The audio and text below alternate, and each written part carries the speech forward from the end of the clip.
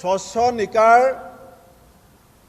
যদি ব্যাখ্যা কৰিবলৈ যাওঁ, কোনো চাকৰি পোৱা মানুহে আজি আপোনাক ক'বলৈ নাহে যে মই কেনেকৈ চাকৰি পাইছোঁ। মই শুভেচ্ছা দিছোঁ যিসকলে চাকৰি পাইছে, আমি ভাল পাইছোঁ। যোনে পালে যেনেকৈ পালে। দুৰ্নীতিৰ অভিযোগটো ক'বলৈ গ'লে এতিয়া কেঁচুখানতে সাপ ওলাব।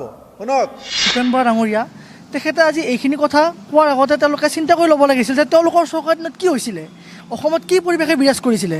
যিটো সময়ত 7 পৰা 10 লাখ টকা পৰ্যন্ত দি ল'ৰা ছোৱালীয়ে সংস্থাপন ল'বলগীয়া হৈছিলে, আমাৰ দৰে যুৱক যুৱতীসকলে সংস্থাপন পাম নে নাপাম সেই চিন্তাত আমি বুৰ গৈছিলোঁ।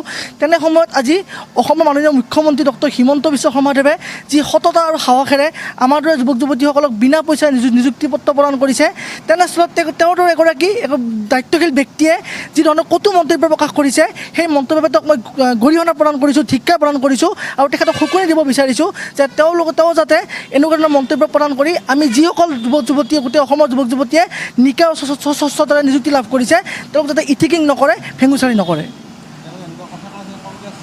না, কংগ্ৰেছকতো ৰাইজে এতিয়া পাহৰি গৈছে। তেখেতসকলৰ যি কৰ্মকাণ্ড, তেখেতসকলৰ যি ভাল কামক তেওঁলোকে এতিয়াও স্বীকৃতি প্ৰদান নকৰে, বেয়া কামক তেওঁলোকে আঙুলি দিয়াৰ পৰিৱৰ্তে তেওঁলোকে নাটক ৰচনা কৰে, বিভিন্ন ধৰণৰ অসমীয়া ৰাইজক প্ৰলোভন দিয়াৰ প্ৰথা অৱলম্বন কৰে। ৰাইজে তেওঁলোক ইতিমধ্যে বিদায় দিছে। তেওঁলোকে ৰাইজৰ আস্থাৱান হ'ব লাগিলে এই ধৰণৰ মন্তব্য নহয়, যি ভাল কামৰ কাৰণে প্ৰশংসা কৰিব লাগিব আৰু বেয়া কামক তেওঁলোকে চৰকাৰক দৃষ্টিগোচৰ কৰি তাক ভাল কৰিবৰ কাৰণে চেষ্টা কৰিব লাগিব, তেতিয়া অসমৰ ৰাইজে আদৰি ল'ব। সেইটোতো বহুত ভুৱা কথা কৈছে, কিন্তু মিছা কথা কৈছে। কাৰণ ধন দি কোনো চাকৰি লোৱা নাই, গোটেইখিনি যিমানেই পাইছে গোটেইখিনি নিজে কষ্টৰ বলত কষ্ট কৰি কিনে পাইছে। আজি আপুনি চাকৰি পাইছে, আপুনি কোন বিভাগত পাইছে? মই লেবৰেটৰী টেকনিচিয়ান, গ্ৰেড 3। আপুনি কাৰোবাক ধন দিব? নাই, কাকো দিবলগীয়া হোৱা নাই। মই দিয়া নাই আৰু যিমানখিনিয়ে পাইছে মই ভাবোঁ তেওঁলোকে কোনোৱে দিয়া নাই।